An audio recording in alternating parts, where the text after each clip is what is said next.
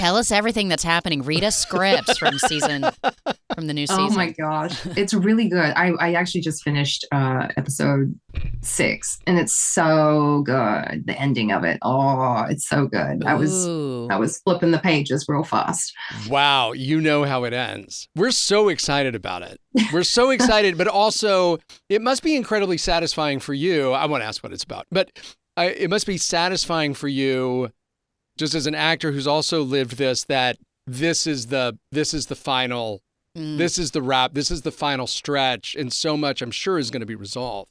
Yeah, it feels really weird to be doing the final season. It feels weird because we took such a big break also. You know, we had a couple strikes there. We had some stuff, you know, and it's been 2 years since we were on the set. But we're doing it. We're finishing the show, and it's so strange. You know, we've been at it for so long. It's not like your usual show where, you know, we're in our 6th season. Normally that would have taken 6 years, but this took almost a decade because we've been through a pandemic, we've been through a writer's strike, an actor's strike, and it's just taken so long. And so many of my own big life things have happened while I've been on the show. You know, I got engaged and married. I had 3 kids.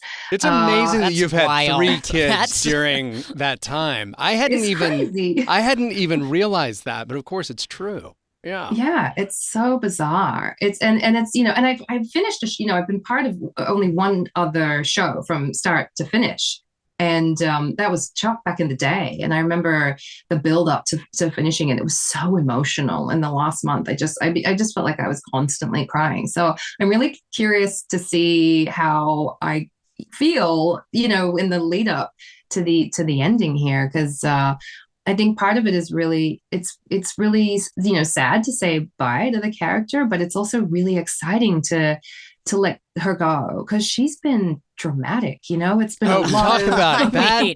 Capital D. Oh my God. If you think about from the first, I can't wait to see what happens, because if you think about from the first episode of that until the finale of season 5, where she's asking June for a diaper. Oh. Like, not to spoil anything, but if you haven't seen it yet, sorry. Like it's so, that arc is just, that is one of the great arcs of any character on television.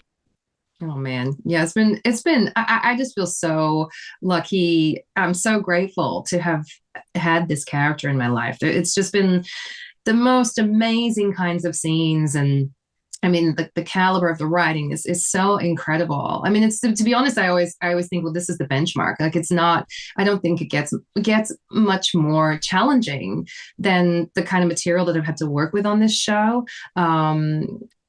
Which is why, I mean, going back to Teacup for a second, it was surprising to me that I was challenged in a very significant way on Teacup, in the same kind of way that I have been challenged as an actor on The Handmaid's Tale. So there's these incredible scenes that we have to do, where I thought, you know, I always like it when I'm reading something and I think, gosh, how on earth am I going to pull this off? Yeah.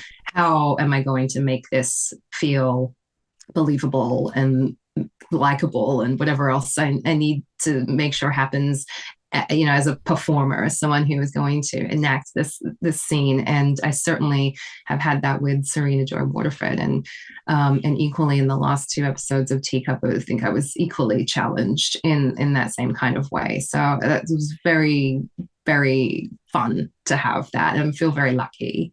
Well, one thing that I think is so interesting about The Handmaid's Tale is I'm at a place where not only do I not know how it's going to end, but I also, in a weird way, like, don't know how I want it to end, if that makes sense, because our relationship with Serena and with June, like, it's changed with so much with both of them. And of course, in between them, where in the beginning, like, I hated Serena so much. And then we learned some of her backstory and how she really was this wonderful, incredible leader, and then was also pushed aside by her own husband. All these other things where you're like, oh, I feel for her, but I also hate her. And we need Serena as much as we need June in their relationship and the dynamics of the show. That, like, I don't know how you guys wrap it up. Good luck. Yvonne, how do you do it? I mean, you know, there's a few options. There are a few options. But do you feel like, did you yourself feel satisfied, or were you like, oh, damn, with the ending? What was, like, your reaction? I mean, there's the ending is it's still kind of a little bit under wraps. Got it. As in, I'm not sure which direction they've kind of gone with. Got it. So, they're still feeling it out. Ooh, I kind of like that. They're torn. but again, I'm also maybe not privy to if the eagle has landed. I don't know yet. Right. So, they're torn, or don't tell Yvonne. Right. Yvonne might be the lead. Or don't tell Yvonne. Well, there's sort of like a need for comeuppance, but like, has that happened? Do you know what I mean? It's like, I hope it's not Joseph Fiennes' comeuppance. I don't want that for you. Yeah, I don't think it needs to be Joseph Fiennes level.